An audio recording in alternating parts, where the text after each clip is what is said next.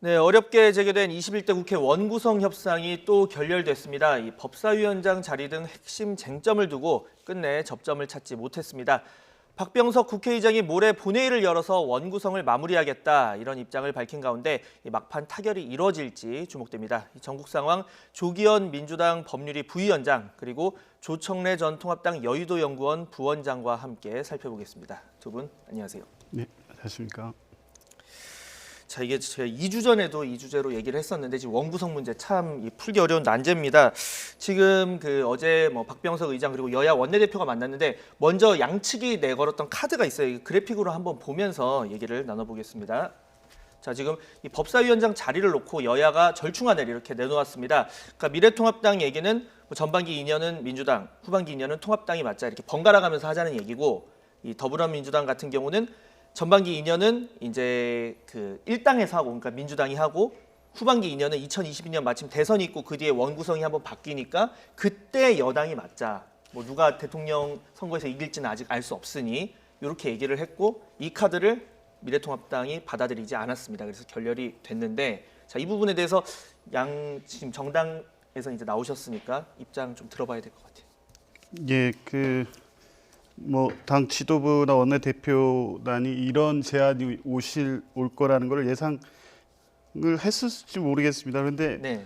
일단 당의 원칙적인 입장은 현재 당장의 원구성도 되지 못하는데 후반기 원구성에 대한 거를 지금 확정해 놓고 간다는 것 자체가 적당하지 않은 거라고 보여지고요. 네. 그리고 그거에 대해서 이제 우리 당으로서는 그런 제안을 해 오니까 2022년 대선에서 이긴 여당이 이제 법사위를 한다, 이거는 기존의 입장과 사실 다른 입장은 아닙니다. 기존에 여당이 법사위원장을 한다는 입장을 계속 가지고 있기 때문에 입장의 변화가 있는 것은 아니라는 말씀드립니다. 그러니까 입장 변화는 아니고, 그러니까 원래 여당이 법사위원장을 맡아야 된다 이런 입장이니 2022년 대선에서 만약에 여당이 바뀐다면 그때 여당이 이제 법사위원장을 맡는 건 그동안의 논리와 이제 같은 기조다 이런 얘기를 해주셨고, 원칙적 입장을 말씀드리는 원칙적인 거죠. 입장을. 예. 예. 근데 사실은 처음 이 문제가 불거지고부터 한 달 가까이 시간이 흘러왔지 않습니까? 네. 근데 지금까지 민주당이 내놓은 안은 별다른 양보가 없었어요. 양보가 없었다. 없었죠. 처음에 위원들 강제 배정해서 6개 상임위 구성한 것 자체가 힘의 논리로 강하게 밀어붙인 거잖아요. 원래 민주주의라는 게 관용과 제도적 자제를 기반으로 해서 간다는 게 여러 학자들의 얘기고, 법으로 된 성문법뿐만 아니라 불문적인 관행과 관습이나 이런 합의 구조가 중요한데 네. 민주당이 안 해왔지 않습니까? 근데 그 과정에서도 미래통합당이 내놓은 안은 그래도 2년씩 하자, 또 제일 처음에는 법제위와 사법위를 분리하자, 이렇게 오히려 힘이 없는 미래통합당이 양보안을 계속 내놨습니다. 근데 어제 김태년 원내대표께서 말씀하신 전반기는 지금 이대로 가고 후반기에는 정권을 잡는 쪽에서 법사위원장을 가자고 한 건데, 처음에 이게 문제가 된 것은 체계자구 심사권을 가진 법사위원장을 야당이 가져갈 경우에 걸림돌이 된다고 해서 힘으로 밀어붙인 거잖아요. 근데 지금 민주당에서 내놓은 안은 다시 정권을 가진 쪽에서 법사위원장을 가져가자는 얘기니까 이게 견제와 균형의 원칙에도 맞지 않고 입법부 기능을 활성화시키는 데도 맞지 않기 때문에 미래통합당이 받아들이기 힘들었던 겁니다. 네, 그러면 자, 원장님께 역으로 한번 여쭤볼게요. 지금 방금 얘기하셨던 체계작구 심사권, 네. 심사 권한에 대해서 그동안 부작용에 대한 얘기도 많이 나왔었고, 네. 그렇다면 이게 전체 합의가 안 된다면 그런 스몰 딜, 그러니까 조그만 부분이라도 먼저 좀 협의를 할 수는 없는 겁니까? 지금 민주당에서는 강하게 요구하고 있는 것이 법사위원장의 권한 중에 체계자구 심사권을 없애자는 거 아닙니까? 법을 개정해서라도. 네. 그런데 사실은 이게 17대 국회의회 법사위원장을 야당이 맡아오면서 역기능만 있었던 건 아니에요. 순기능도 순기능이 있었습니다. 행정부가 밀어붙이거나 여당이 힘으로 입법 독주를 할 때 견제하는 기능이 있었던 거거든요. 당장 우리가 살펴볼 수 있는 게 19대 국회 때 전반기 법사위원장을 박영선 의원이 하셨고, 그렇죠. 후반기 법사위원장을 당시에 이상민 의원이 하셨는데, 네.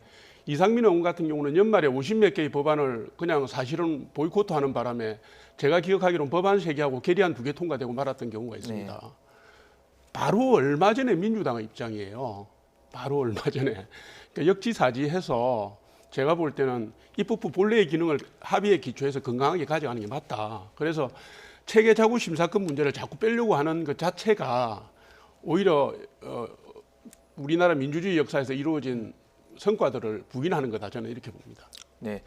자, 이번엔 그러면 위원장님께 여쭤볼게요. 예. 지금 상황에서 이 박병석 국회의장이 뭐 안 되면 29일 어쨌든 시한을 얘기하고 이런 그뭐 회기 문제도 있으니까 만약에 강행 처리한다면 좀 부담이 있을 수도 있다. 이런 시각도 있거든요. 좀 어떻게 보십니까? 예를 들어서 18대 0이 된다면. 예, 그렇습니다. 뭐 여당으로서는 어쨌든 일방적 의사 진행처럼 비춰지고 국민들이 보시기에 뭐 그런 것이 국민들 보시는 입장에서는 적절하지 않아 보이는 부담감은 있는 건 사실입니다. 부담감은 예. 근데 어찌됐든 이미 그 추경 예산, 3차 추경 예산이 제출된 지가 20일이 넘고 있고 그 임시국회 회기는 뭐 불과 며칠 남지 않았고 실제 네. 코로나 사태 이후에 우리 그 민생이 굉장히 어렵지 않습니까? 이런 상황 전체를 고려할 때 29일을 넘어설 수는 없다. 불가피한 측면이 있다. 뭐 그런 입장입니다. 네. 자, 이 부분도 보겠습니다. 지금 뭐 공수처장 인선 관련해서 이제 청와대에서 이제 박병석 국회의장에게 이제 관련 절차에 따라달라 이렇게 얘기를 했는데 벌써부터 지금 통합당, 그러니까 야당 쪽에서는 약간 볼멘 소리가 나오고 있어요. 왜 그런 겁니까? 지금 얼마 전에 제가 알기로는 그 민주당의 백혜련 의원이 네. 그 공수처장 임명 및 공수처 운영에 대한 법적 근거를 마련해야 된다면서 그 발의를 했습니다. 제가 알기로는 국회법하고 인사청문회법 그다음에 공수처 운영에 관한 규칙에 대한 걸 발의를 했는데 그 내용 중에 보면 국회의장이 처리 시한을 제시를 해서 못할 경우에는 네. 교섭단체를 바꿔서 추천권을 줄 수 있는 이런 거를 제도적으로 만들어야 된다라는 걸 발의를 했어요. 예. 그 얘기가 뭐냐면 지금 공수처장 추천위원 7명 중에서 통합당이 가져가야 될 두 자리가 네. 두 자리가 불편하다는 거거든요. 통합당이 반대하면 아무도 공수처장을 임명할 수가 없기 때문에 불편하다는 건데 그런 조짐들이 이미 나오기 때문에 그런 것이고요. 그다음에 공수처 작년에 이게 우리 사법의 관행을 바꾼 공수처법 처리 때부터 이거 무리하다, 옥상옥이다 이런 얘기가 있었지 않습니까? 네. 그리고 공공연하게 민주당 내부에서 1호가 윤석열이다, 뭐 한명수 건에 대해서 재심을 해야 된다 이런 우리나라의 사법 체계의 근간을 뒤흔드는 발언들이 계속되고 있기 때문에 사실 미래통합당은 이거를 편하게 보고 쉽게 갈 수는 없는 그런 상황입니다. 예. 그 여야가 뭐 머리를 맞대서 중립적인 인물을 추천을 했으면 좋겠다 이렇게 해서 여당의 그 추천권도 있고 야당의 추천목도 있는 건데 자, 이 부분에 대해서 민주당 입장도 들어봐야 될 것 같아요. 예, 일단 뭐 대통령께서 그 추천 요청을 한 것은 네. 이 현재 법에 그 명시된 시한 내에 공수처 구성을 완료해달라는 입장이시고요. 네. 근데 현재 사실 지금 말씀하신 대로 공수처장 후보 추천을 위한 추천위원회 구성조차 안 돼 있고 그렇죠. 추천위원회 운영을 위한 지금 말씀하신 이 법제조차 마련돼 있지 않은 상황입니다. 그래서 사실 7월 15일 내에 공수처가 정상적으로 발족하기는 쉽지 않은 상황인 건 맞지만 인사청문회도 또 거쳐야 되잖아요. 예, 그렇죠. 그렇습니다. 그래서 현실적으로 좀 불가능한 측면이 있지만 지금 말씀하신 대로 운영에 대한 뭐 규정 그리고 추천위원회 운영 관련된 그 규칙의 제정 등과 관련해서 일단 이 원구성이 정상적으로 이루어지면 그 안에서 충분히 논의될 수 있는 문제고 야당이 그런 우려하시는 부분들 역시 이 국회법 그 개정 과정에서 충분히 논의될 수 있는 문제라고 봅니다. 그러니까 아직은 지금 백혜련 의원이 발의한 건 뭐 법안이 이제 그냥 내놓아진 거지. 예, 뭐 제출만 된 상태. 제출만 된 발의돼 상태이기 있는 때문에 상태입니다. 예. 네. 자, 알겠습니다. 자, 이번에는 이 법무부와 또 검찰 수장 간의 충돌 관련 문제도 이야기를 해보겠습니다. 지금 추미애 법무부 장관이 그제 초선 의원 간담회에서 윤석열 검찰총장을 향해서 몇 마디 말을 던졌습니다. 먼저 듣고 얘기 나눠보겠습니다. 저는 대검 감찰부에서 하라 그랬는데 그죠? 그것을 중앙지검 인권감독관에 내려보내고 그리고 대검 인권부가 총괄해서 보라라고 이렇게 저의 지시를 절반을 잘라 먹었죠. 장관의 말을 겸허히 들으면 좋게 지나갈 일을 새삼 지휘랍시고 해가 지고 일을 더 꼬이게 만들었어. 자, 이런 상황에 대해서 일단 여야의 입장을 먼저 들어봐야 될 것 같아요. 예. 예, 그 뭐 초선 의원 간담회에서 이제 편한 자리니까 편한 자리니까. 예, 말씀을 하는 과정에서 이제 다소 표현을 문제 삼고 비판하는 분들이 계신데 사실 이제 이 문제의 본질은 뭐 이 그 표현의 문제가 이제 불거질 게 아니라 이때 장관이 이 자리에서 하신 말씀의 핵심적인 내용들이 문제입니다. 지금 당장 문제가 되고 있는 것이 이제 두 가지 사건이 있지 않겠습니까? 한명숙 전 총리 사건하고 소위 검언유착 네. 사건과 관련해서 이 그 법무부 감찰 규정이라든가 뭐 각 그 법무부 장관의 지휘권에 기해서 적법하게 그 장관이 요구하고 있는 사항을 실제 국민들 대다수가 우려하는 바와 같이 윤석열 총장이 자신의 뭐 측근이라고 알려져 있는 분을 보호하기 위해서 저런 조치를 취하고 있는 게 아니냐라는 시각이 있거든요. 뭐 이런 부분에 대해서 법무부 장관으로서는 최고 감독을 해야 되는 입장에서 당연히 할 수 있는 말이고 그 과정에서 나온 몇 가지 거친 뭐 표현이라는 이런 것이 뭐 쟁점이 되는 사항은 아니라고 생각합니다. 요약을 하면 적법하게 요구하는 사안에 대해서 제19 감싸기식의 대응을 하기 때문에 지적을 한 거고 뭐 표현에 대해서는 표현보다는 그 본질 담긴 것들을 봐달라 이런 얘기를 해주셨고요. 예, 그렇습니다. 근데 지금 우리나라 역대 법무부 장관과 검찰총장이 저렇게 직접적으로 충돌한 경우가 사실 없습니다. 없고 법무부 장관이 검찰청의 일에 대해서 사사건건 이래라 저래라 이렇게 한 적도 사실 없고요. 그런 과정 자체가 사실은 검찰의 독립성을 심하게 훼손하는 겁니다. 게다가 뭐 잘라 먹었다 시키는 대로 하면 될 건데 황운하가 검찰총장을 해도 검찰 개혁을 해도 된다 뭐 이런 발언들은 사실은 엄청나게 국민들을 당혹스럽게 하는 발언이거든요. 물론 그런 말씀을 하신 배경에는 정치적 이해관계나 혹은 뭐 지금 문재인 정부의 핵심 지지층의 의사를 대변하는 부분이 그런 고충이 있으신지는 몰라도 장관으로서 품격의 문제가 있고 장관이 만약에 검찰청에 대해서 의사를 표현하려면 수사지휘권을 발동하든지 개통을 밟아서 하시면 됩니다. 그런데 지금은 사실은 대국민을 상대로 해서 메시지를 보내고 정치를 하시는 거거든요. 제가 볼 때는 법무부 장관으로서 그런 행보는 사실은 문재인 대통령께 도움이 되기보다는 부담이 될 수도 있다. 국민의 시각에서 볼 때 이렇게 봅니다. 네.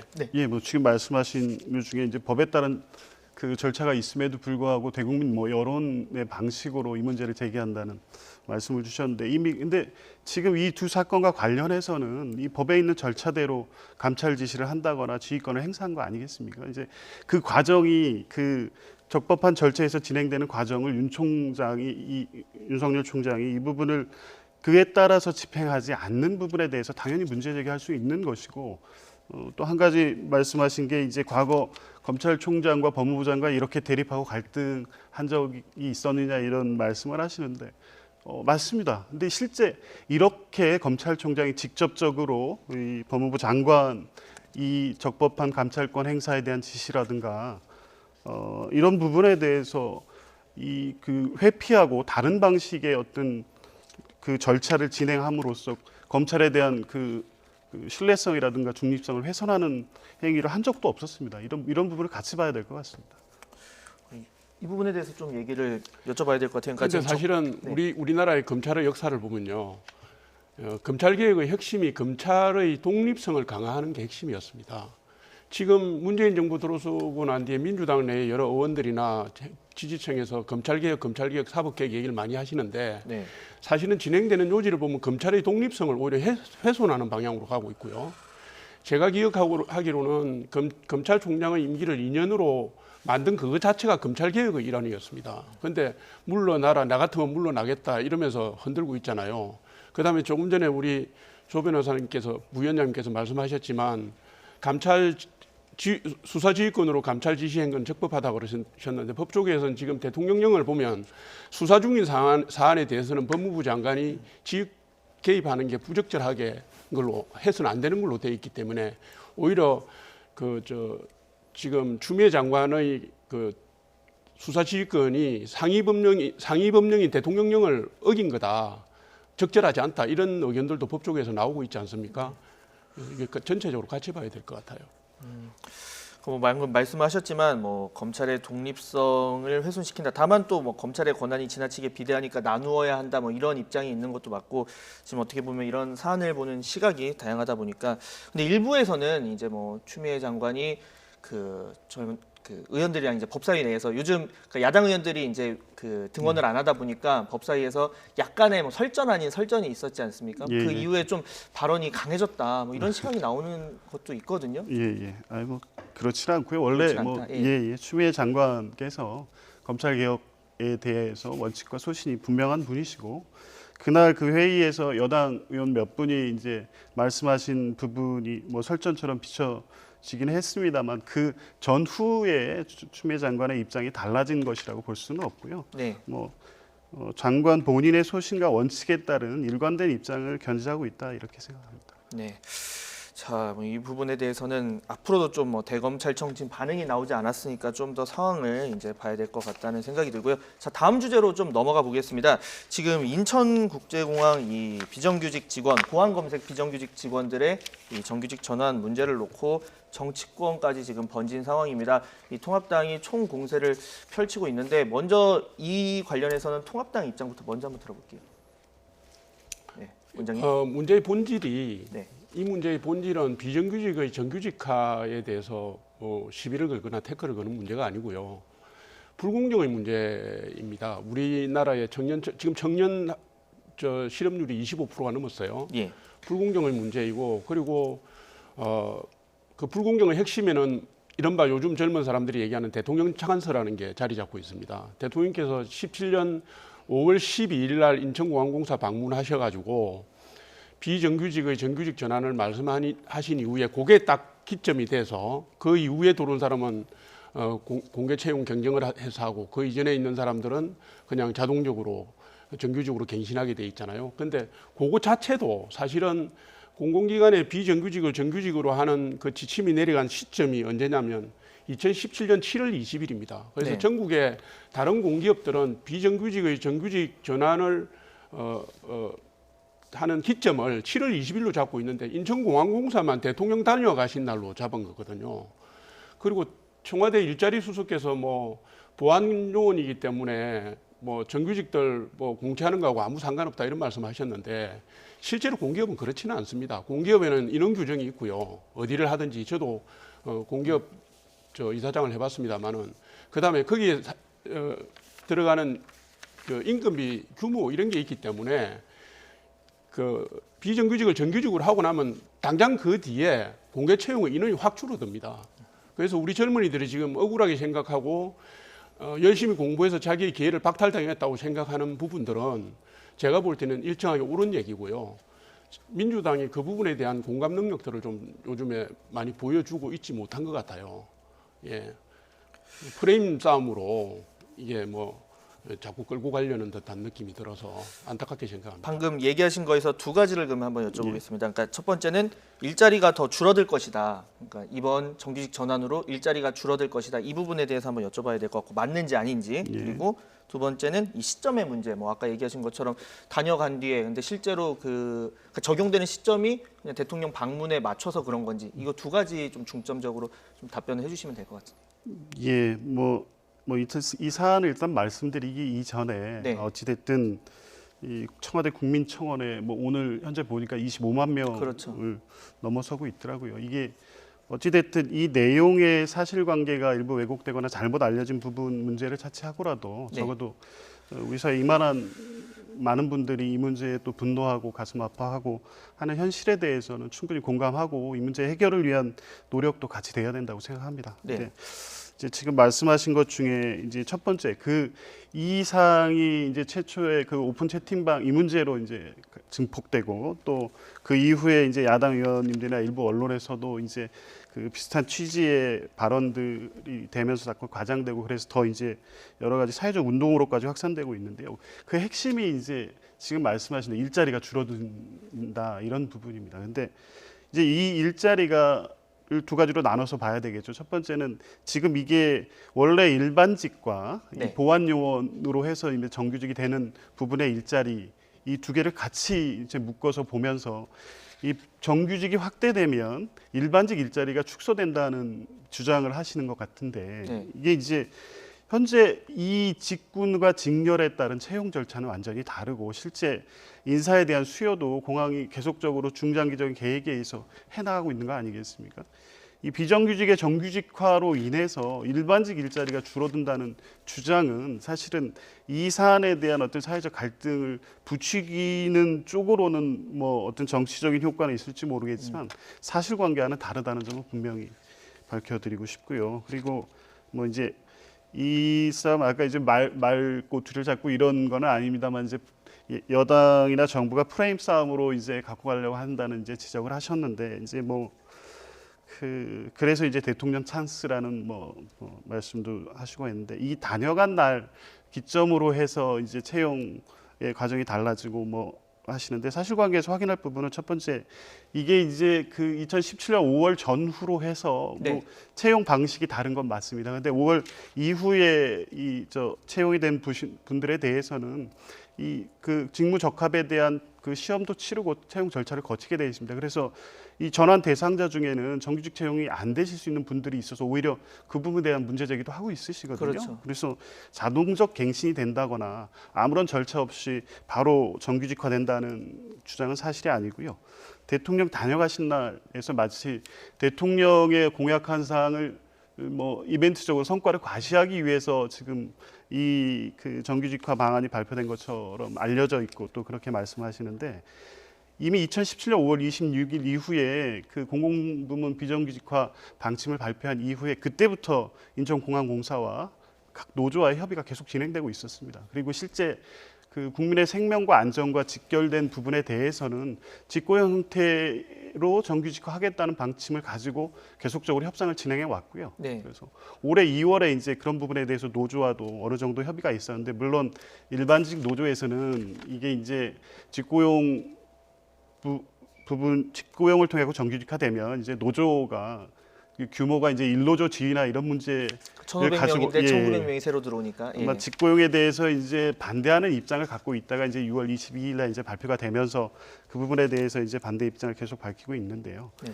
이 그렇게 진행돼 와서 6월 22일 날 이 방침이 발표된 거고 그거는 이 특히 이 보안 직원들과 용역 회사의 계약이 6월 말로 만료가 됩니다. 그래서 지금 취할 수밖에 없는 시점이었던 거지. 그게 대통령이 다녀간 시점에 맞춰서 정규직화를 발표하고 진행한 것은 아니다. 이런 말씀입니다.